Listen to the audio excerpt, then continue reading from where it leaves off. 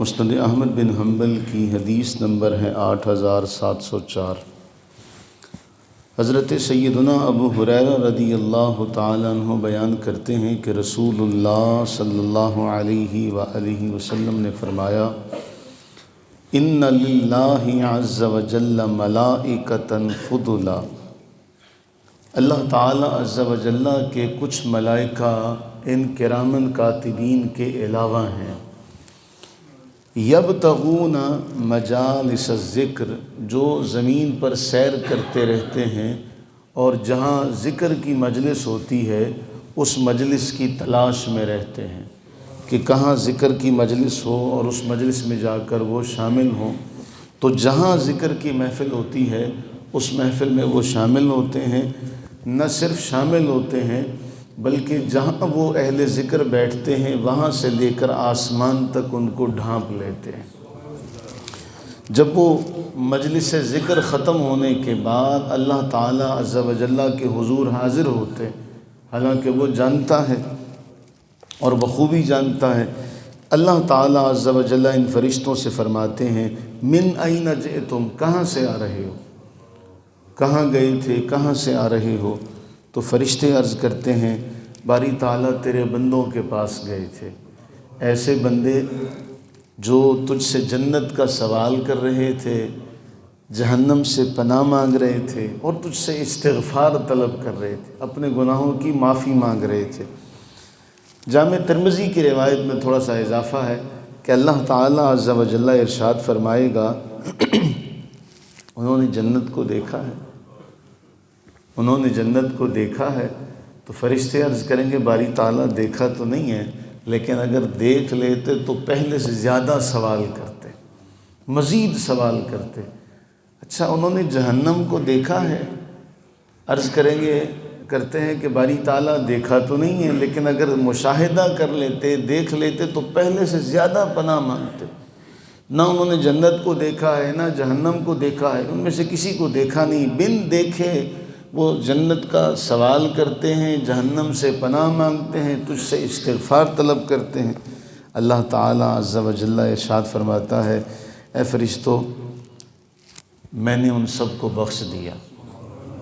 میں نے ان سب کو بخش دیا۔ اب فرشتے تو اس مجلس کا حصہ بنے ہوئے تھے، انہیں پتہ ہے کہ اس مجلس میں کون کون ذکر کرنے آیا تھا، کون ویسے آیا تھا۔ جب وہ ساری مجلس ذکر کے بارے اللہ تعالیٰ عز و جل یہ ارشاد فرماتا ہے کہ میں نے ان سب کو بخش دیا، اب فرشتے کہتے ہیں، ان فیہم عبدک الخطاء فلانا مر بہم لحاجت لہ فجلس الیہم، باری تعالیٰ وہ جو ان میں ایک آدمی ایسا بھی تھا، وہ کسی کام سے آیا تھا، وہ ان کے پاس کسی کام سے آیا تھا، کسی کو بلانے آیا تھا۔ جس طرح آپ بیٹھے ہوں تو کوئی آپ کے کوئی دوست آ جائے، کوئی گھر سے کوئی آ جائے، بلانے آ جائے، باری تعالیٰ وہ سارے بیٹھے تھے، ان میں ایک آدمی ایسا بھی تھا جو کسی کام سے آیا تھا، ذکر کرنے نہیں بیٹھا تھا۔ فقال اللہ عز و جل، اللہ تعالیٰ عز و جل فرمائے گا، اولئک الجلساء لا یشقی بہم جلیسہم، وہ جماعت ایسی ہے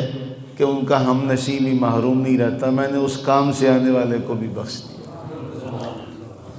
تو یہ عام میں آپ ہم جیسے گناہ گار جو ذکر کرنے بیٹھے، ان کی مجلس ذکر کی یہ شان ہے کہ اللہ تعالیٰ اس مجلس ذکر میں کام سے آنے والے کو بھی محروم نہیں رکھتا۔ سوچئے جو بارگاہ رسالت میں حاضر ہوتے ہوں گے،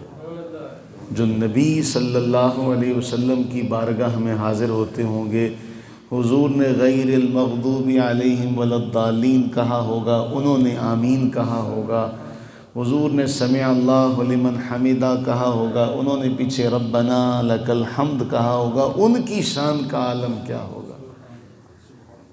اگر میں اور آپ، اگر ہم جیسے لوگ ذکر کرنے بیٹھیں تو ہمارے لیے نبی صلی اللہ علیہ وسلم کی یہ حدیث ہے کہ اللہ تعالیٰ کے فرشتے ان کے سروں سے لے کے آسمان تک ان کو ڈھانپ لیتے ہیں، اور اللہ تعالیٰ ان کے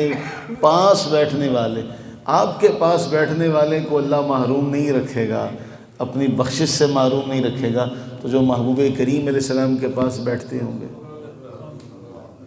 تو جو مقام صحابہ ہے وہ معمولی مقام نہیں ہے، اس لیے جب بھی کوئی کسی صحابی کے بارے میں بات کرے تو آپ اس سے یہ سوال ضرور کریں کہ بھائی تو ذکر کرنے بیٹھے اس دور میں، جب کہ ہمارے پاس نہ خشوع ہے نہ خضوع ہے، ہمارے پاس تو وہ لذت ہی نہیں ہے، ہمارے پاس تو وہ کوئی چیز ہی نہیں ہے، اگر تو ذکر کرنے بیٹھے تو اللہ تیری بخشش فرما دے، تیری مجلس میں کوئی کام سے آئے اللہ اس کی بخشش فرما دے۔ اب وہ جو بندہ آ رہا ہے جس کے بارے فرشتے شکایت لگا رہے ہیں، فرشتے کہہ رہے ہیں کہ یا اللہ وہ ذکر کرنے نہیں آیا تھا، مر بہم لحاجت لہ، وہ تو کسی کام سے گزر رہا تھا، اس کو کوئی کام تھا جس کام کی وجہ سے وہ مسجد میں آیا، وہ ذکر کرنے نہیں آیا، ذکر کرنے کی نیت سے نہیں آیا۔ تو جو ذکر کرنے کی نیت سے نہیں بھی آیا، اگر وہ آپ کے پاس بیٹھ گیا تو بخشا گیا، تو جو حضور کے پاس بیٹھا ہو، کیسی بدبختی ہے کہ آج بعض صحابہ کے بارے میں زبانیں تان دراز کی جاتی ہے۔ پھر اس سے ہٹ کے بھئی جو اللہ والے ہیں،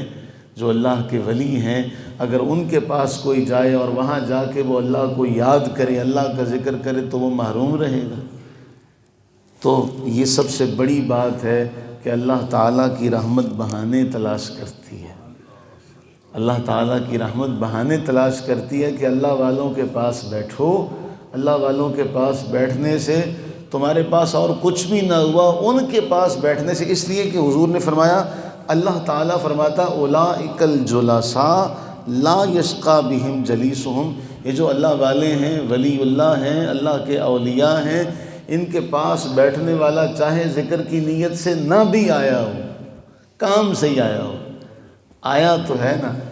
آیا تو ہے، اللہ تعالیٰ اسے بھی محروم نہیں رکھتا۔ تو سوچئے جو ان کے پاس اللہ کا ذکر کرنے کی نیت سے جائے، جو کام سے جائے وہ بھی بخشا جائے، تو جو ذکر کرنے جائے، جو اپنا آپ سنوارنے جائے، اس کو کتنا نوازا جائے گا۔ اللہ سے دعا کریں کہ اللہ تعالیٰ ہمیں ذکر کرنے کی توفیق عطا فرمائے، ذکر کی مجالس کو اللہ تعالیٰ ہمیں قائم رکھنے کی توفیق عطا فرمائے، اور ذکر کی مجالس میں ہم سب کو شرکت کی توفیق عطا فرمائے۔ آمین ثم آمین۔